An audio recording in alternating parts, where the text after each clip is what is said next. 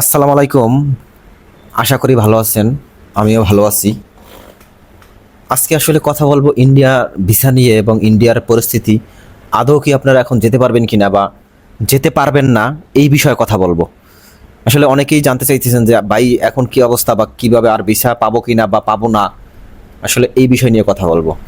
তো প্রথমেই বলি যে ইন্ডিয়া অ্যান্ড পাকিস্তানের মধ্যে যে সমস্যাগুলা হচ্ছে বা অনেক গুরুতর সমস্যা, এই সমস্যার মাঝে এখন ভিসা পাবেন কি পাবেন না, আদৌ ভিসা আগামীতে পাওয়া যাবে কি না, এটা আসলে একটা মানে ধাঁধা হয়ে দাঁড়াইছে। তো আজকে বিস্তারিত আলাপ করব।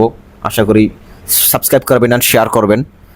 তো আগেই দুঃখ প্রকাশ করি যে আসলে এরকম সমস্যা আসলে আমরা চাই না একটা দেশ আর একটা দেশের প্রতি এরকম হোক। দুই দেশকেই আমরা শান্ত থাকতে বলবো, কারণ যুদ্ধ বা এই ধরনের কোনো কিছু কখনোই কোনো ভালো কিছু বয়ে আনতে পারেই না। তাতে যেটাই হোক, সমস্যা কি হয় জানো, নিরীহ মানুষ নিয়ে সমস্যা হয়। কারণ আমরা চাই না একটা নিরীহ মানুষেরও প্রাণ এই পৃথিবী থেকে ঝরে যাক। এটা সবাই, এটা সে কোনো ধর্মের হোক বা যাই হোক, একটা মানুষ বা প্রাণী যেটাই হোক, আসলে কারো প্রাণ, প্রতিটা জিনিসেরই, প্রতিটা প্রাণেরই অনেক মূল্য। বুঝছেন? কে এই সমস্যায় কেউ জানেই না তার মৃত্যু কেন হয়েছে, এটা আসলে কেউ জানেই না। দেখছেন না পৃথিবীর বিভিন্ন জায়গায় কিন্তু এই সমস্যাগুলো হইতেছে, যুদ্ধ বা এগুলো কিন্তু আসলে ঠিক না। তো আসেন মোট কথায় আসি। টোটাল কথা হয়েছে এখন বর্তমান যে পরিস্থিতি দাঁড়াইছে, পাকিস্তান আর ইন্ডিয়ার যে সমস্যাটা দাঁড়াইছে, যেটা মানে বিশাল একটা সমস্যা। সেই সমস্যা আর কবে থামবে বা আদৌ থামবে কিনা, এটা আসলে কেউই জানে না। তার জন্য বাংলাদেশ ভারতের সম্পর্কও কিন্তু ভালো না। আপনারা জানেন বাংলাদেশ আর ভারতের সম্পর্ক কিন্তু ভালো না।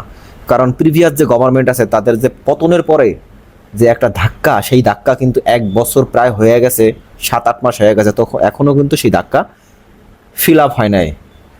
কোনো একটা টানাপোড়েন তো লেগেই আছে। বুঝতে পারছেন? আমাদের দেশেরও কিছু কিছু মানুষ আছে যারা ধরেন মানে অতিরঞ্জিত, আসলে মানে সব সময় ঠিক আছে কথা বলে এমনভাবে, বা ওই দেশেরও অনেক মানুষ আছে যারা অতিরঞ্জিত, আসলে কথা বলে এমনভাবে যে না মানে সরকার পর্যন্ত নড়ায় দেয়, এরকম অবস্থা।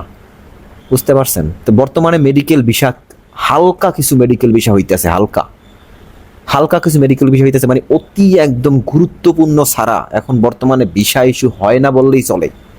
বুঝতে পারছেন? আপনারা এই মুহূর্তে ভিসার জন্য জমা দেওয়াটা ঠিক হবে না। বুঝছেন?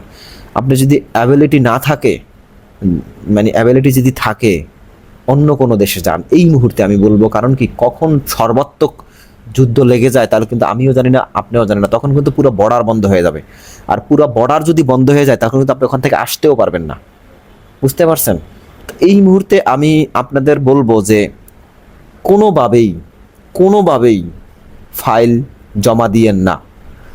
অতি সমস্যা হইলে বাংলাদেশে ভালো ভালো চিকিৎসা কেন্দ্র আছে, যেমন পিজি হসপিটাল, এখানে আপনারা চিকিৎসা নিতে পারেন। এখানে আপনি যদি দৌড়াদৌড়ি করেন, মোটামুটি কষ্ট করেন, তাহলে কিন্তু আপনি ভালো একটা ফলাফল পাবেন।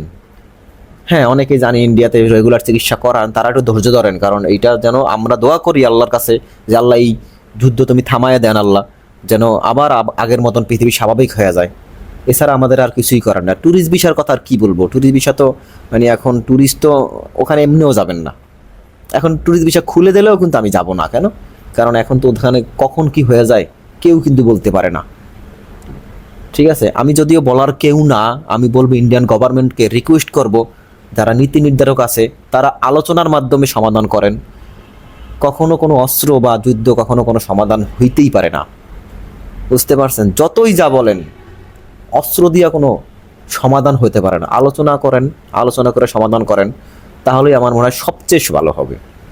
যদিও আমি অতটা বড় মানুষ না, আমি জাস্ট আমার দৃষ্টিকোণ থেকে বলতেছি। কারণ আমার যদি ভাইয়ের কোনো সমস্যা হয় তাহলে আমি সাফারার। এরকম কত ভাই তার ভাইকে হারিয়ে ফেলতেছে, কত মা তার ছেলেকে হারিয়ে ফেলতেছে, কত ছেলে তার মাকে হারিয়ে ফেলতেছে। এটা আল্লাহ মাবুতেই জানে আগামীতে কি হবে। তো আজকে অনেক বেশি কথা বলবো না। ইন্ডিয়ান যারা ভাই ব্রাদার আছে তারা সাবধানে থাকেন, কারণ কখন কি হয়ে যায় ঠিক না। আমরাও সাবধানে থাকতে হবে, কারণ আঞ্চলিক একটা আমরা একটা মাঝখানে পড়ে গেছি। বুঝতে পারছেন?